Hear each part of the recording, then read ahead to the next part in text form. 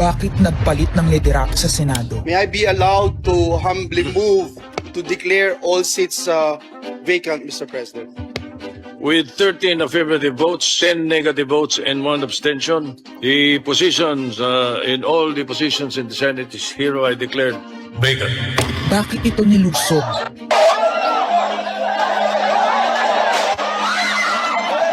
Bakit patuloy ang pananakot? Talagang garabalan, obvious na obvious, iniisa-isa ang majority. Bakit may panggigipit? Pinakakasuhan ng Ombudsman si Senator Rodante Marcoleta ng plunder at indirect bribery.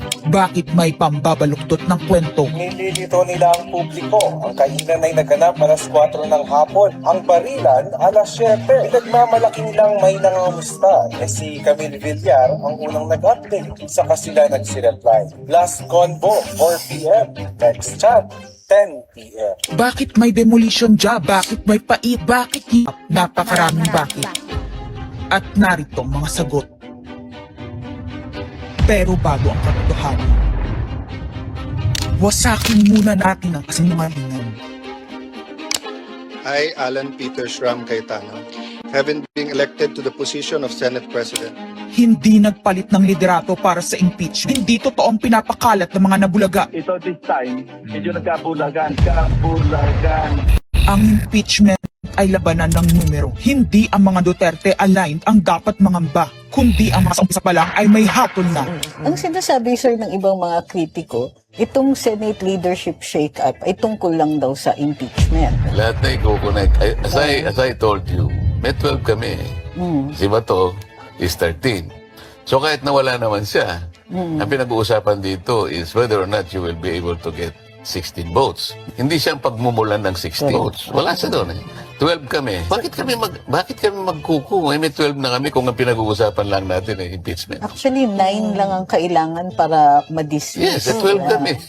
So it's more than the required votes. But that's not the point. Ang ano kasi, pinipilit nilang i-connect doon. Kaya ako natatawa. Where is the connection there? Gusto pang ipa-inhibit ang mga tinatawag nilang Duterte-aligned senators. Nananawagan pa ng partial kuno at pagiging patas. Pero sa publiko, may mga pahayag na hindi makakatakas. While VP Sara is in power, the threat of a full-blown Duterte comeback is still a very real and present danger. Bakit ganito ang desperasyon? Bakit hindi maikubli ang gigil? No. Bakit natataranta ang lahat? Mr. Speaker, I move to endorse to the Senate the resolution setting forth the articles of impeachment. Narito ang pagsisiwala.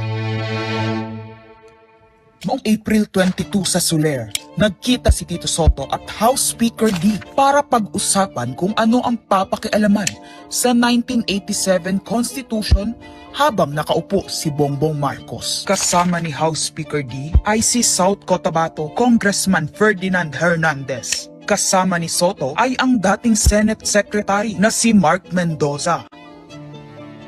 Konas ang gusto nilang mode ng charter change. Muling isinusulong sa Kamara ang charter change o pag-amyenda sa konstitusyon sa pamamagitan ng Constitutional Convention. Is something big brewing inside the government to claims of a possible no-election scenario? Ang pag-aamyenda ng konstitusyon sa pamamagitan ng Constituent Assembly. At para makakuha ng suporta sa Senado at sa Kongreso, ito dapat ang mga nilalaman.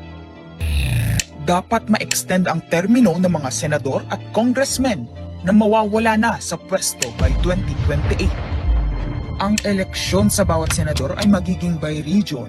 Nagdiskusyon sila kung 2 o 3 senador per region. Kinumpute nila kung mayroong 18 regions, nasa 36 o 54 ang magiging senador. Lumutang din ang usapang para hindi makaporma si Inday Sara sa 2028, gawing 50 years old ang edad ng pwedeng tumakbo. Pero nagpanukala rin si Soto na pwedeng gawing 35 years old para kay Vico Soto. Dahil ipagmamayabang niyang kayang talunin nito si Inday Sara. Meron ako inadagdag maganda, Vicky. Ibaba natin ang edad ng presidente to 35. Magagaling ng bata ngayon eh. Magagaling eh. Ibigay na natin sa mga kabataan na pagpatakbo nitong bansa. Baka puro matino pa mailagay natin. Baka sabihin nila, Senator Soto, this is to siguro allow your nephew, ho ba, si Vico, na tumakbo. Sabi ko na Maging mag-iisip qualified. sila ng ganun eh. Sabi ko na mag-iisip sila ng ganun. Hindi ko naisip si